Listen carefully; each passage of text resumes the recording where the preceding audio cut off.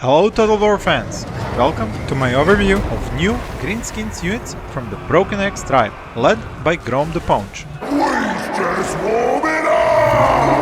You will see what they look like, how they fight, and what abilities, spells and stats they have.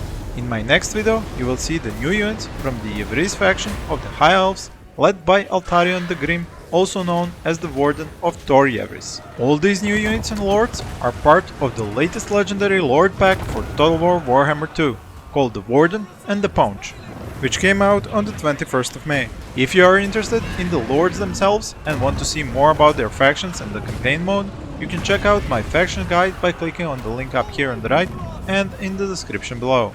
I'm going to start with the new legendary lord Grom the Paunch from the Broken Axe tribe. He wields the mighty Axe of Grom and rides into battle atop the sturdy Chariot of Grom, with his trusty Night Goblin assistant and standard bearer Niblet. Because of his massive belly, he can never dismount. His presence near friendly forces inspires them with a leadership buff. If Grom fights beside them, that buff even increases, and even more when using one of his abilities, which adds leadership, base weapon damage and melee attack to nearby units. The Lucky Banner is a self buff which adds a lot of melee attack and damage resistance. Axe of Grom is not only a weapon of long reach, but can also provide a 50% bonus base weapon damage and armor piercing for the price of reducing Grom's armor by 30 points. On top of it all, he can also regenerate some of his HP over time. Plowing through enemy infantry units and range units is what he excels at. The magic side of battles is handled by the Giant River Hag, which is a hero type of unit, so she can take Grom's side in any battle with an innate ability to shape the winds of magic. Compared to the average spellcaster, she has more HP and can even hold her own in a melee fight. Her special abilities are the Swamp Rat and Myther. Using the Swamp Rat, she vomits on her enemies, causing damage to both health and leadership. While Myther is a type of hex where the Troll Hag targets an enemy unit and bombards them with a slew of trollish insults, dealing a significant debuff to speed and charge speed. Her spells are a mix of direct damage and hexes, with one self buff for leadership and a terror-causing aura. Before I move on to the units from the Broken Axe tribe, I would like to remind you to hit that like button below if you're enjoying this video and leave a comment about your new favorite Greenskins unit. Also, subscribe if you do not wish to miss more content like this. This DLC brings us more Goblin-driven contraptions, like the Snotling Pump Wagons, which come in two variants.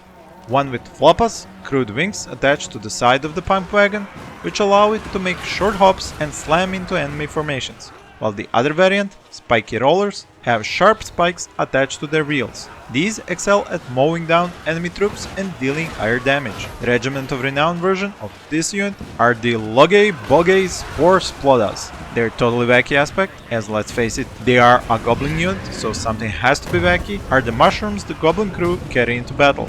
And when they slam into enemies, their mushrooms release a toxic gas cloud full of spores. You really cannot not love the Warhammer lore.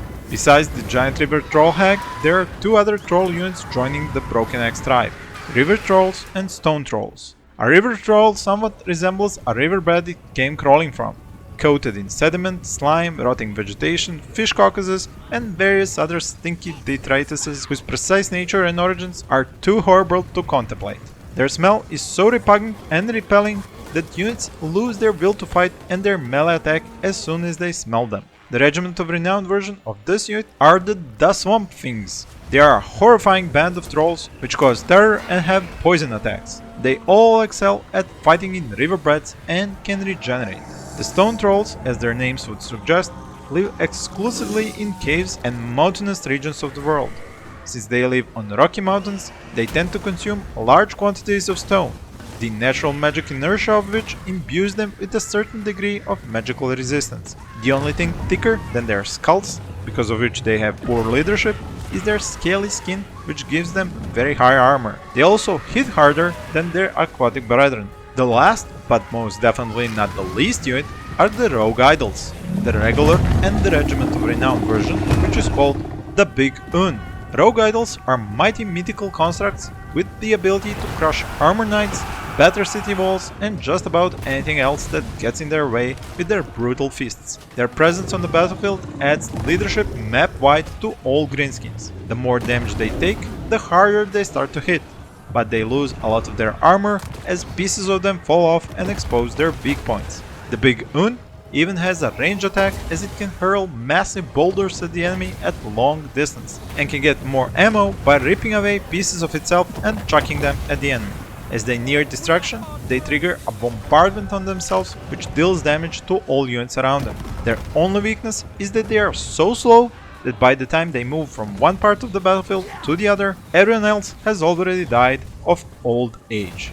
As I leave you with these cinematic shots of these units in combat, do not forget that my next video will cover the new High Elf units from the Eltharion's Yvresse faction, as well as the free downloadable content of legendary Lord Imric, the Lord of Dragons. Thank you for watching and stay tuned for more.